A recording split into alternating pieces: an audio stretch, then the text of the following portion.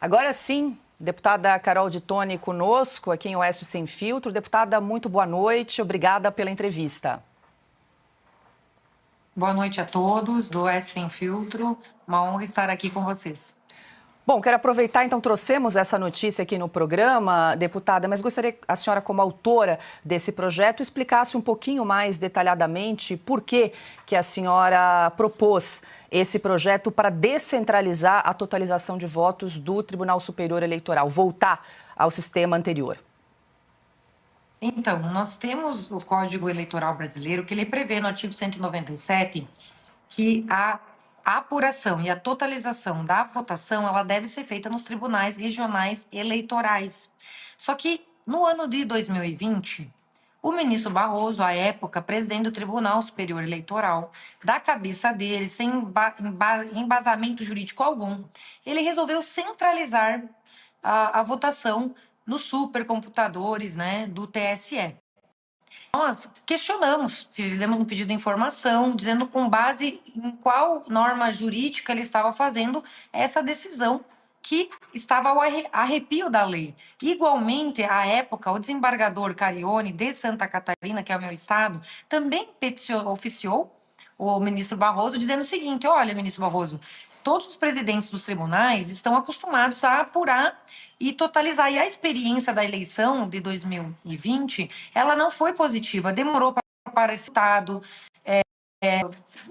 resultados assim que apareceram 7 da noite, foram aparecer depois das 9 da noite, deu problema. Vamos trazer o tema para o colégio de líderes, né? De líderes não, perdão, de presidentes dos tribunais regionais eleitorais. Vamos ampliar essa discussão, se for para alterar a lei. E a partir daí, nada mais foi feito com relação a isso. Ele simplesmente, o meu pedido de informação, ele respondeu dizendo que era um processo de modernização, que isso era uma evolução do processo eleitoral, visando a segurança, porque tem a super sala com supercomputador, que, né? Enfim, e deu uma justificativa qualquer para fazer algo que é contrário à lei, né? Que tira a competência. Nós somos a favor da descentralização, para trazer cada vez mais transparência, porque a gente entende o seguinte, ó, se há uma suspeita justa, o brasileiro eletrônico de votação precisa ser aprimorado, nós temos que trazer à tona esse debate, nós temos que trazer essas camadas de confiabilidade, seja por meio do voto impresso, seja por meio de não deixar tudo centralizado na mão de poucos em Brasília, né? Que ficam incomunicáveis e aí de repente saem com o resultado final e aí não tem como você fazer essa confrontação de tantos dados no Brasil inteiro. A gente tem que confiar num poder único central, quando que até então, até 2020, era feito pelos tribunais regionais eleitorais, que agora perderam praticamente a razão de ser, porque o juiz eleitoral, sair do boletim de urna, ele envia diretamente para o TSE. Então, a gente tira a competência do tribunal, sendo que o artigo está em vigor ainda. Ou seja, está sendo violada a lei, eleição após eleição. O que fez, então, o meu projeto que foi aprovado ontem na CCJ? Ele tão somente ratifica o que já está na lei, repete o que está na lei, deixando mais claro que o Tribunal Regional Eleitoral tem essa competência, sim, e ela não pode ser usurpada pelo Tribunal Superior Eleitoral. Augusto. Deputada, muito obrigado pela entrevista, parabéns pelo desempenho na comissão. Eu queria saber o seguinte, eu sou uma das vítimas desse supercomputador aí. Em 2020 eu estava acompanhando a eleição pela Record, fazendo comentários, e a gente não tinha o que comentar, porque não vinha resultado. Alguém se opõe a esse projeto no parlamento? Há deputados contra, e o que eles alegam, os que são contrários a essa ideia?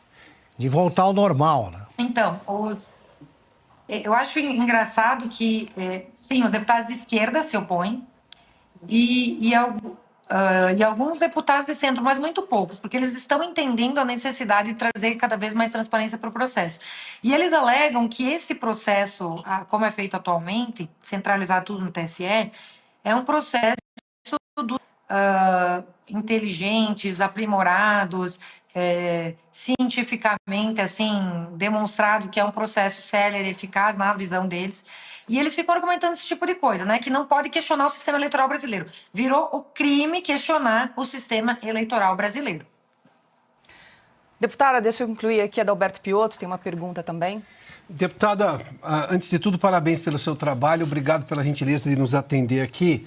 A senhora acha que será, digamos, um pouco mais fácil agora ou menos difícil, porque a presidência do TSE agora está com a ministra Carmen Lúcia, e eu preciso comparar, obviamente, o que foi a administração, a presidência do Barroso no TSE, com essa história do supercomputador que deu errado, a presidência do ministro Alexandre de Moraes extremamente barulhenta e tumultuada à frente do TSE e uma presidência um pouco mais discreta, pelo menos é o que a gente viu nessa eleição municipal, da ministra Carmen Lúcia. A senhora acha que esse pode ser um fato a favor para fazer cumprir só o que a senhora disse que já está na lei? O Parlamento brasileiro tem que se dedicar agora à redundância da lei, porque já está na lei. Quem está ferindo a lei é a Justiça Eleitoral. O Parlamento só está querendo reafirmar a lei. A senhora acha que esse pode ser um fato positivo? Olha, infelizmente não, porque nós temos um projeto que está em trâmite aqui na CCJ, que por conta do novo censo do IBGE, tem que ser redimensionadas as vagas por estado dos deputados federais. E nós fizemos uma audiência pública para debater isso e chamamos a ministra para falar a respeito do projeto. Ela não pôde vir, mas mandou um assessor.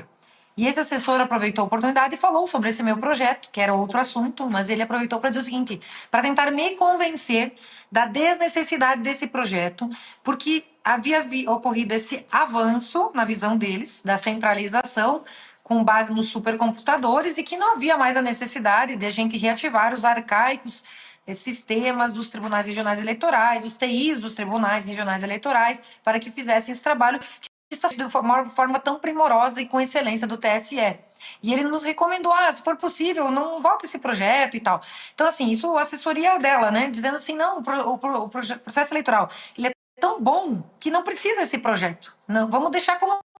Então, mesmo que ela tenha uma atuação mais discreta, eu vejo que existe um corporativismo na corte para manter esses atos que já foram praticados e que se consolidaram pela ausência de oposição, pela ausência de questionamento. Mas eu, como uma deputada atuante, naquela época já vendo essa necessidade de trazer cada vez mais transparência para o processo eleitoral, já fui fazendo pedido de informação para ver com que base legal o Barroso estava fundado, e já fiz o projeto alterar e ratificar o artigo 97 do Código Eleitoral. Mas, infelizmente, não vamos nos iludir a respeito disso.